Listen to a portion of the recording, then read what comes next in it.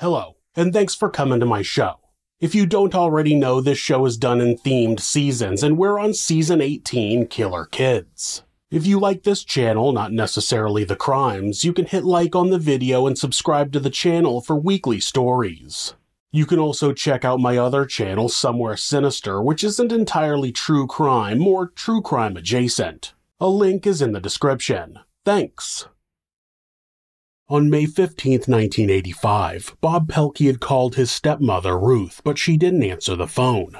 His father, her husband, Oscar, had passed away 2 years prior, and Ruth was living all by herself. He had dinner with her when he could and checked in on her regularly. It was unusual for her to not answer the phone, and she had been feeling down since Oscar's passing. So that day, he and his wife got in the car and headed over to check on her at her small house in Gary, Indiana. What they would find would change the lives of the entire Pelkey family. This is Monsters.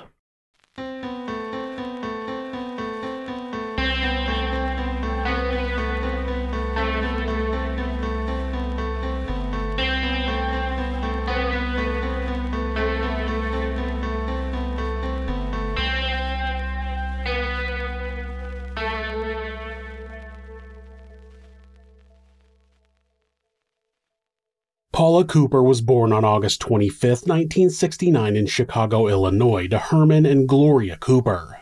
She was Gloria's second daughter, but the first with Herman. Gloria had met a man named Ron Williams right after high school, and when she got pregnant, they decided to get married. As they began planning the wedding, Gloria got into arguments with Ron, and that wasn't what ended up being the problem. The problem was that she would become belligerent and not make much sense. That was when Ron started to suspect that his bride-to-be might not be entirely stable. He pushed back the wedding, but all that did was give him more time to realize that Gloria was not the woman he wanted to marry or to raise his daughter. Gloria gave birth to their daughter Rhonda, and her behavior became more volatile. The couple broke up and Ron was going to file for sole custody of his daughter, but his mother told him that it would be wrong to take a woman's child away from her, so he gave up. A few months later, Gloria married Herman Cooper, and when she had a child with him, they just raised them together as full sisters. 5 years after Paula was born, the family moved to Gary, Indiana. Herman was a mechanic and Gloria worked at a hospital. A beating was the usual punishment for anything wrong, no matter how small. Herman would make them strip off all of their clothes and would whip them with a belt or an electrical cord. Despite the abuse being horrific for both of them, it seemed that Rhonda was always being punished a little harder. The only break the girls got from the beatings was when Herman would disappear for weeks at a time. One morning in 1979, during one of Herman's disappearing acts, Gloria took her daughters, 12 and 9 at the time, out to the garage and placed them into the family car. She had kept the girls up all night, and by then they were so tired they were unable to fight back against what was about to happen. Gloria closed the garage door, rolled the windows in the car down, and started the engine. The next thing Rhonda remembered was waking up in her bed, with Paula laying next to her. When Rhonda was finally able to think clearly, she got up and found a note taped to the door. Gloria had written that she was going to finish what she had set out to do. Rhonda ran to the kitchen and called her aunt, who told her to run to the neighbor's house. The neighbor opened the garage and pulled Gloria out of the car. He laid her in the front yard and began performing CPR. Another neighbor, who was a nurse, ran over and began helping with the resuscitation. Soon, paramedics and firemen were on the scene and Gloria was rushed to the hospital. Gloria survived her attempt, and after a week, she signed herself out of the hospital against medical advice. Then she showed up at the girls' aunt's house and picked them up. It's unclear if anyone knew that Gloria had initially put her daughters into the car with her and at some point changed her mind. Rhonda says she remembered that none of the first responders checked them out, so it's possible that they thought Gloria was the sole victim. If that's the case, maybe there would have been more resistance when Gloria left the hospital early and retrieved her kids if they had known the full story. We'll never know. It was not long after that incident that Rhonda found out that Herman wasn't her biological father. She started to understand why the abuse against her always seemed to be so bad. Herman didn't care about the well-being of Rhonda as much as he did, at least minimally, about Paula. At 13 years old, Rhonda ran away from home. Despite not making it far before being picked up by the police, she didn't give up. She began running away over and over. On her last attempt, Paula begged her to come along, and she agreed. The girls slept in an abandoned house that night and then showed up at a friend's house. The friend's parents reported them, and when the police arrived, Rhonda tried to file a report against her parents, but the police didn't take it seriously. From there, the girls were placed into a series of foster homes. Ron finally tried to adopt both girls, but had a hard time getting assistance with his request. During times when the girls were at home, Paula would always start fights and then let Rhonda finish them. They lived so close to the school that she would instigate a fight with a group of girls and then run off. Those girls would chase her until she got home, where Rhonda would step in and protect her. Eventually, their grandmother started living with them, and after witnessing that drama multiple times, one day, Paula arrived home with angry girls on her tail, expecting Rhonda to fight her pursuers. Instead, her grandmother pulled Rhonda inside the house and pushed Paula outside and said, quote, "Get your butt out there and fight." By the time Rhonda turned 14, she moved in with her father and nobody tried to stop her. Without Rhonda around, Herman only had Paula to take his anger out on. She started skipping school and getting into fights. When she was 13, Herman beat her so badly that she ran to the police station and begged to be taken away from her home. She was placed back into the foster system and moved around from house to house for the next couple of years, but would always wind up back with her parents. In 1985, Gary, Indiana was no longer the quaint city that was home to the Jackson Five. It was continually fighting with Detroit for the top spot as the city with the highest murder rate in the United States. 78-year-old Ruth Pelkey was living in Glen Park in the same house she had lived in for more than 40 years. Born on May 18, 1906, Ruth spent the first half of her life working on her family's farm in Peru. Not the country in South America, the small town in Indiana, about 2 hours southeast of Gary. It became known as the circus capital of the world after multiple circuses wintered there, and now they host the annual Circus City Festival every July. Peru now is pretty small, so I can't imagine there was much there in the first half of the 20th century. Ruth's life revolved around caring for the cows, tending to the fields, and whatever activities were going on at the local church. Ruth's family, the Zimmermans, were followers of the Brethren Church in the area. Ruth and her family attended church about 5 times a week, where Ruth sang in the choir and taught Sunday school. By the time World War II had started, Ruth was working in a tire factory. Between work and church, Ruth stayed busy and her lack of a partner didn't get her down. Ruth had a cousin named Dorothy who lived in Gary and was married to a man named Oscar Pelkey. They had 2 kids, Bob and Ruthie, who would visit them on the farm from time to time. In 1941, Dorothy was diagnosed with leukemia and unfortunately died.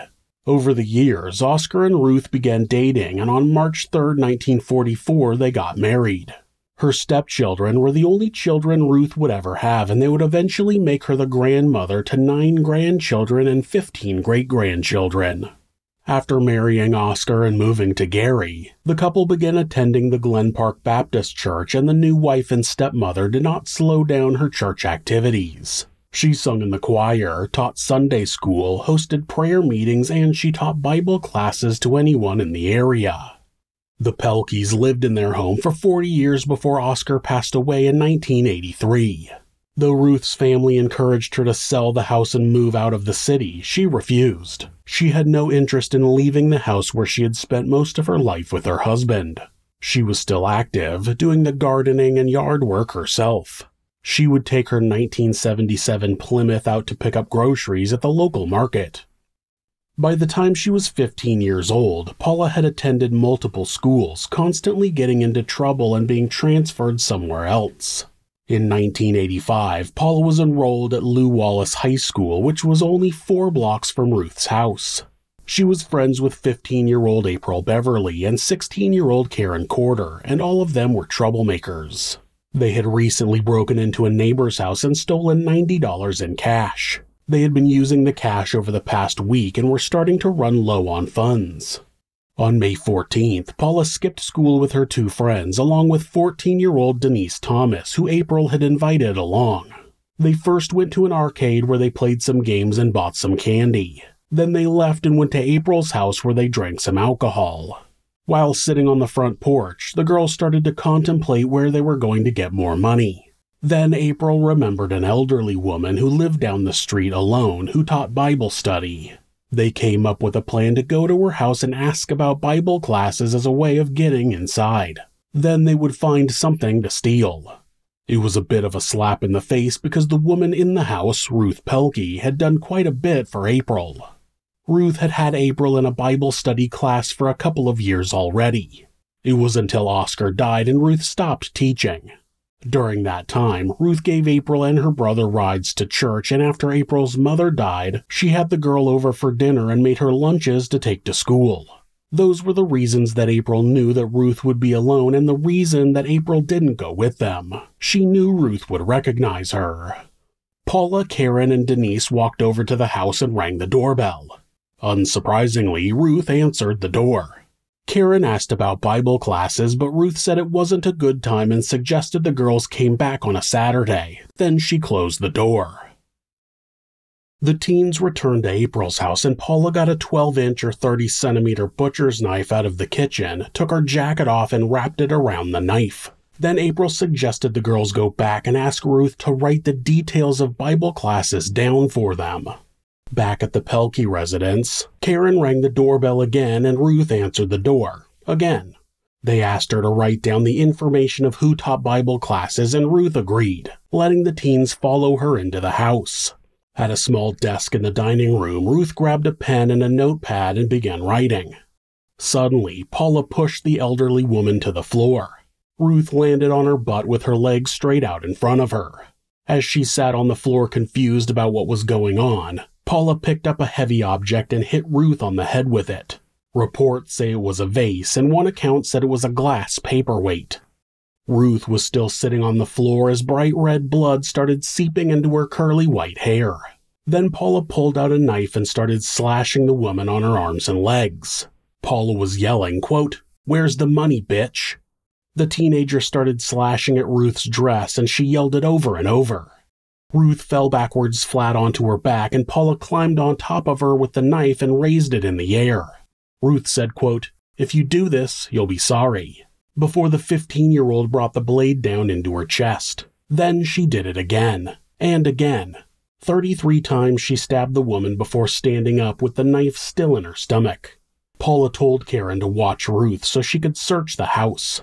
Karen said she couldn't look at the woman's face, so she ran out of the dining room and returned with a white towel.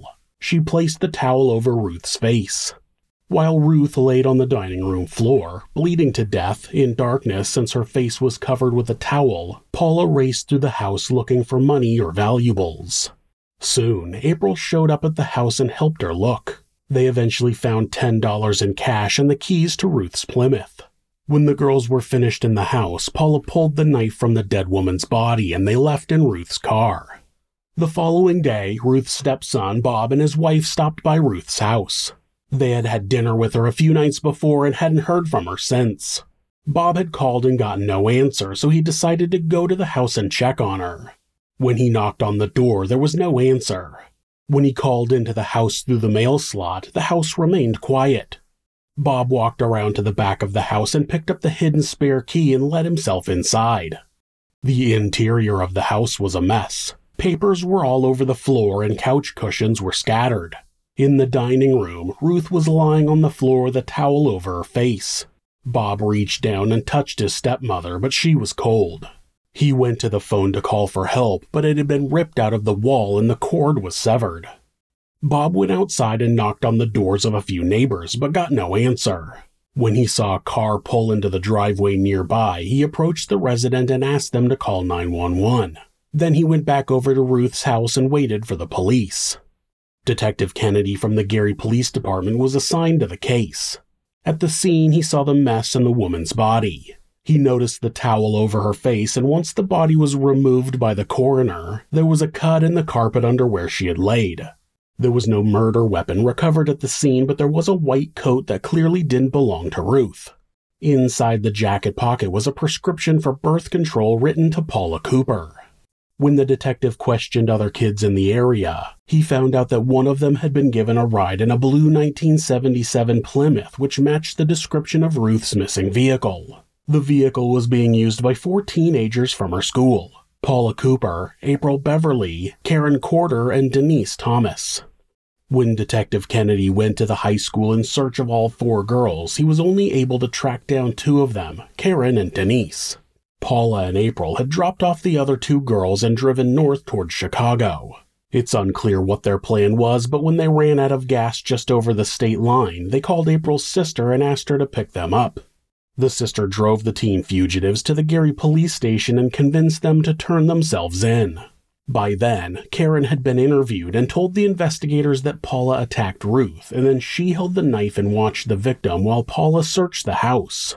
When the detective asked if she had stabbed Ruth, Karen answered that she had only pushed the knife further into the woman's body. When Detective Kennedy asked why, she simply said, quote, "to see how far it would go." She had managed to push the knife all the way through Ruth's body, out her back, and through the carpet into the wood underneath. At first, Paula, with her parents Herman and Gloria, sat in the interrogation room and refused to say anything. Eventually, Rhonda, then 19, arrived and sat with Paula for a while, convincing her to tell the police what had happened. After that, Paula, accompanied by Rhonda and Gloria, told Detective Kennedy exactly what had taken place at the Pilkey home. The only request she had was that nobody look at her while she talked, so everybody looked away as Paula detailed how she had committed the crime. All of the girls' statements matched, and by her own admission, Paula was the one who committed the murder of Ruth Pelkey. Paula also told the authorities where the knife was, and it was recovered from a garbage can at a local McDonald's. Then, Ruth's car was located in Illinois and towed back to Gary. The murder was committed during the commission of a robbery, which made it qualify as a capital case. The girls could all be given the death penalty in Indiana at the time, and they weren't helping their cases while the prosecutor was making his decision. They were all reported to have caused trouble while being held in a juvenile detention facility. April had stopped speaking to any of the staff and refused to eat anything but McDonald's food. It was also discovered that she was pregnant at the time. Karen and Paula were put on a special watch so they remained alive, and during a physical altercation with a guard, Paula threatened to stab the guard's grandmother. In the end, the prosecutor would choose to seek the death penalty for Paula and Karen, but not for April and Denise. The girls were all tried separately, and Denise was the first in the fall of 1985. After a few days of testimony that showed that Denise never intended to cause anybody harm on the day in question and didn't know what the other 3 were going to do when she joined them for the day, the defense said he felt good about the results. Then a detective from the case gave 3 jurors a ride home, and the judge declared a mistrial. During the following trial, the same things were said, but the defense claimed that Denise had matured by then and looked less like an innocent little girl, so the jury found her guilty. The judge sentenced her to 35 years in prison. April was the only girl whose family hired a private attorney, and they negotiated a deal with the prosecutor shortly after. Karen's trial was set to start in the spring of 1986, which was going to be right after the news program 60 Minutes aired an episode about the murder. People already wanted to see justice served to these young girls, but the television show would likely make it even worse. Karen's public defender suggested she change her plea to guilty and hope that it brings her some favor with the judge. The lawyer tried multiple times to contact Karen's father and talk to him about the decision, but he never responded, so he went ahead with the plan. Karen changed her plea to guilty, which had never happened in a capital case without a deal in place, and they hoped for the best. Before Karen was sentenced, Paula's lawyer followed along and changed her plea to guilty as well. He made a statement that they had nothing to go to trial on. She had confessed and there were no extenuating circumstances. He obviously brought up the abuse in her past, but there was no belief that it would justify her brutally stabbing an elderly woman to death. He believed their best option was for Paula to plead guilty and hoped that she received some amount of sympathy during sentencing. In late May, Karen's sentencing hearing was held and a psychiatrist who described the girl's unstable past took the stand.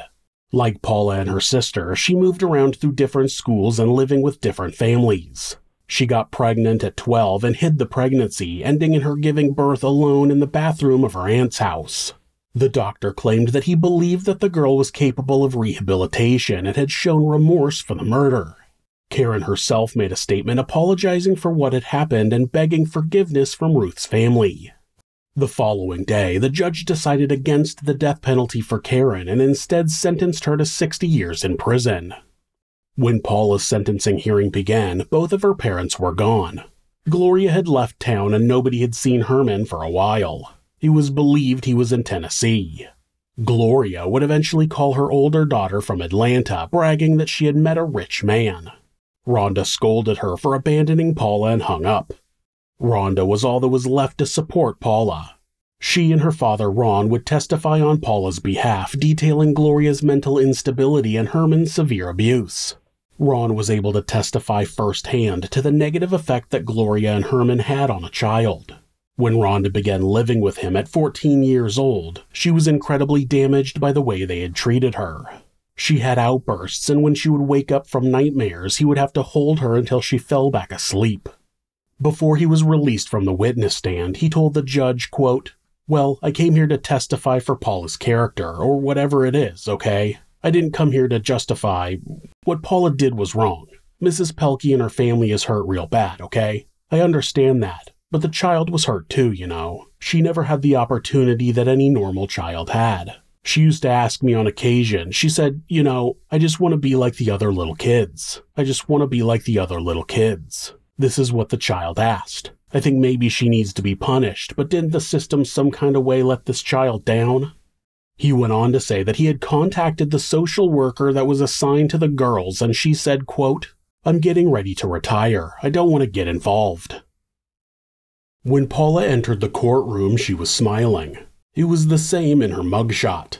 Paula clearly didn't feel bad about what she had done.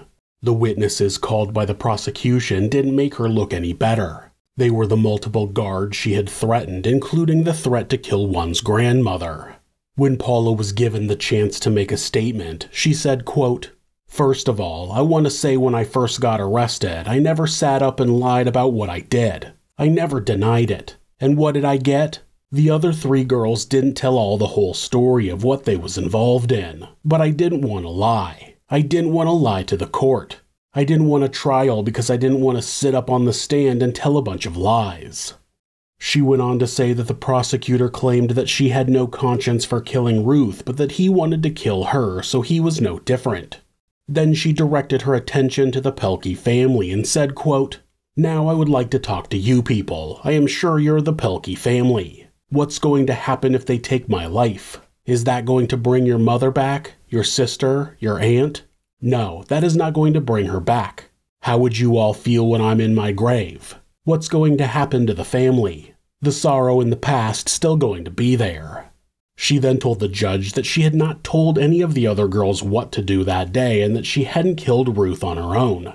Now, if she believes that Karen holding the knife also could have contributed to the woman's death, it's possible. But I think any reasonable person would see that the blow to the head and the 33 stab wounds prior to that were the actual cause of death. Then she simply asked the judge to spare her life. After a recess, the judge returned to the bench and explained the factors in his decision.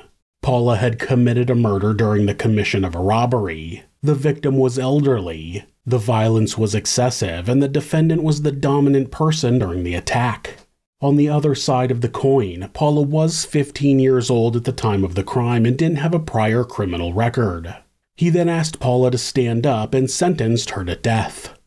1 week after Paula was sentenced to death, April's sentencing hearing was held with very little attention. Since she had made a deal and now that Paula's sentence had been handed down, it seemed that most people had lost interest in what was going to happen to April. In a quiet courtroom, the judge sentenced her to 25 years in prison. With good behavior, she could be released in 13 years, still in her 20s. Paula's sentence was accepted by the immediate community, but in other areas of the country, sentencing a juvenile to death for any reason was just wrong.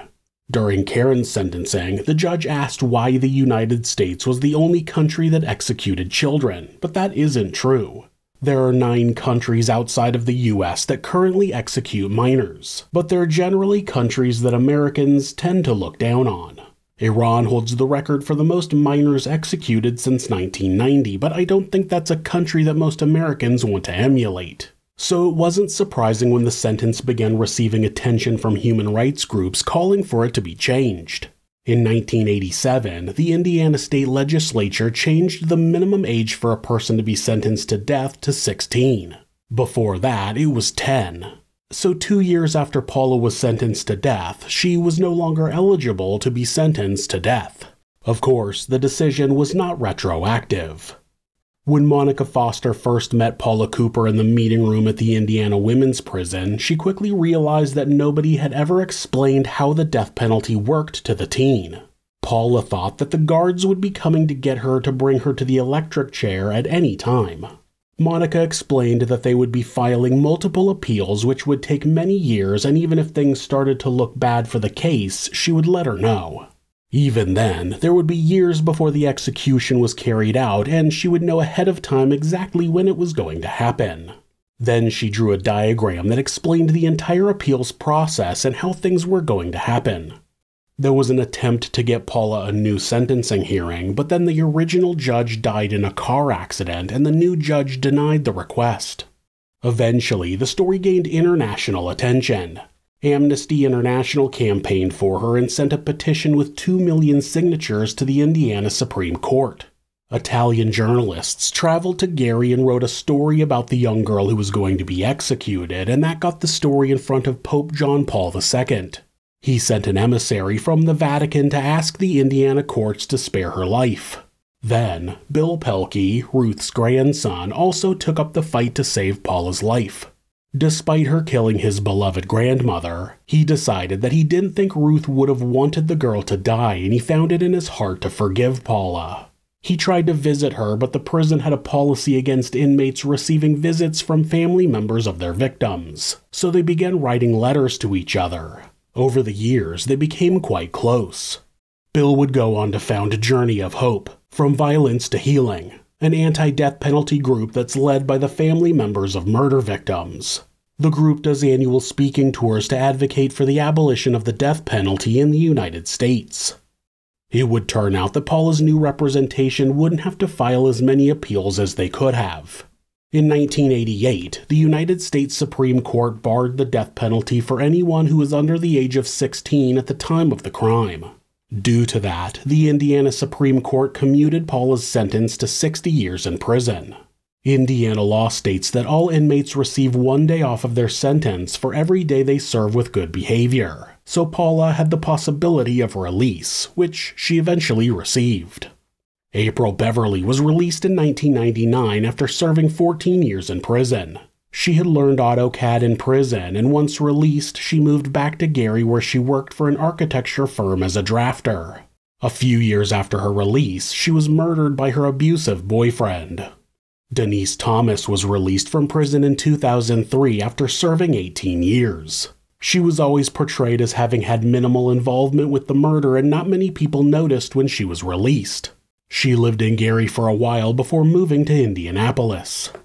Karen Corder had received counseling along with thousands of hours of vocational training. She suffered from hypertrophic obstructive cardiomyopathy and had a pacemaker installed in November of 2008 while still in prison. A month later, she didn't feel well, so she lied down and passed away.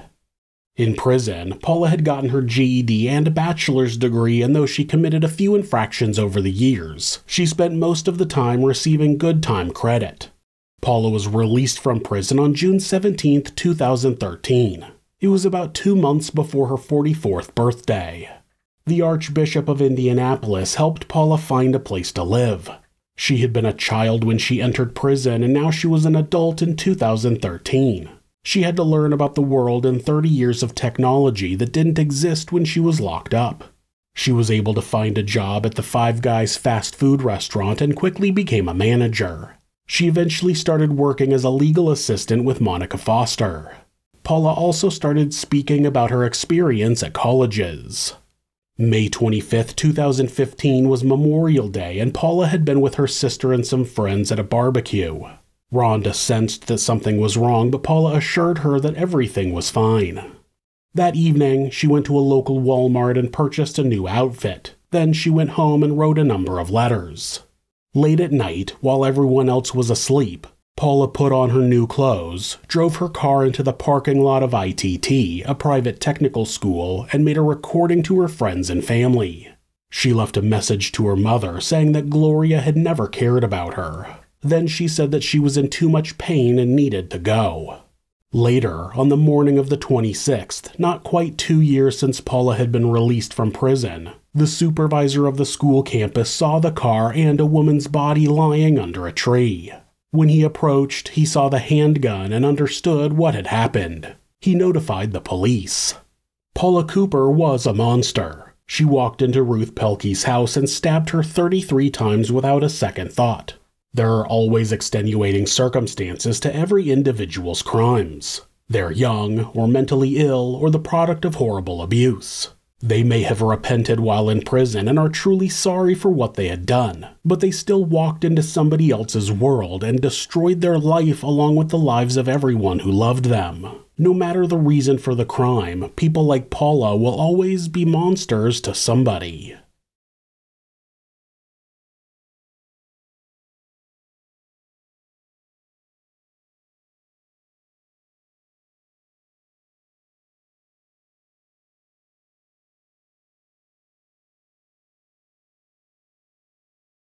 If you're a fan of true crime, hit subscribe and turn on notifications so you don't miss an episode. You can also hit like or leave us a comment. You can check out our other show, Somewhere Sinister, on YouTube or anywhere that you listen to podcasts. If you'd like to support the show, check out our merchandise at thisismonsters.com. The link is in the description. Thanks again, and be safe.